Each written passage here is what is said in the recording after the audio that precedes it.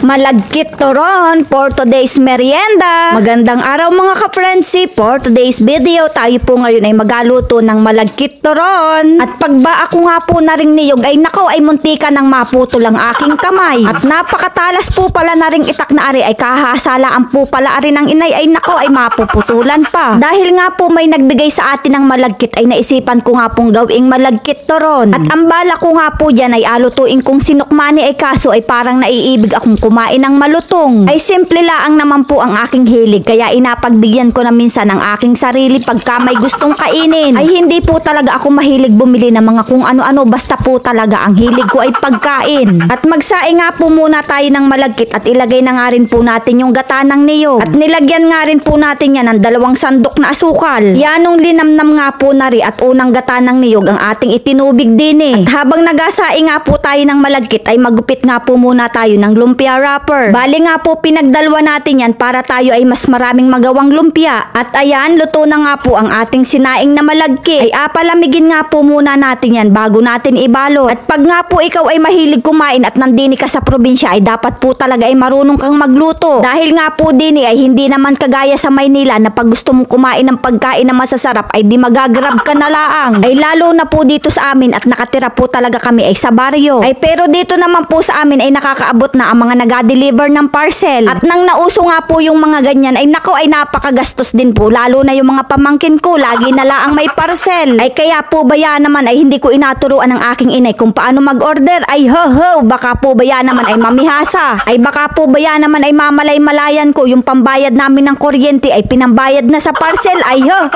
Ay nako ay mapapalo ko ang aking inay sa puwit pagkagayon. Maliliit nga laan po yung ginawa natin para po pag naluto siya ay talaga namang makamalutong pag kinain. Ay gusto ko po baya naman pag kinagat ay nalangot-ngot sa ngipin. At magsalang na nga po tayo ng mantika sa kawali. At pag nga po mainit na yung ulo mo ay stay yung mantika po pala ilagay na natin yung malagkit turon. Budburan nga po natin yan ng 2 dakot na asukal. At halu-haluin nga lang po natin yan. Mas gusto ko nga po yung inaluto sa malakas na apoy para po baga ay matunaw agad yung asukal at nagabagkat-bagkat na agad. At dahil nga po nagabagkat-bagkat na yung asukal niya ay atin na po yung ahunin. At napakaganda nga po ng ating pagkakaluto. At isa lang na nga po natin yung natitira nang tayo ay makakain na. Dahil nga po madali lang siyang lutuin ay luto na nga po lahat ang ating malagkit turon. At matitikman na nga po natin ang ating gustong merienda for today's video. Patuluin nga po muna natin saglit ang kanyang mantika. Isa nga din po ari sa paborito kong ngut-ngutin pati po yung mani turon. Yan po talaga yung mga gusto kong inangungot. Medyo marami-rami nga rin po yung ating nagawa. Kaya naman mga ka-friendsi, ano pang inaintay natin dyan? Sakmala na!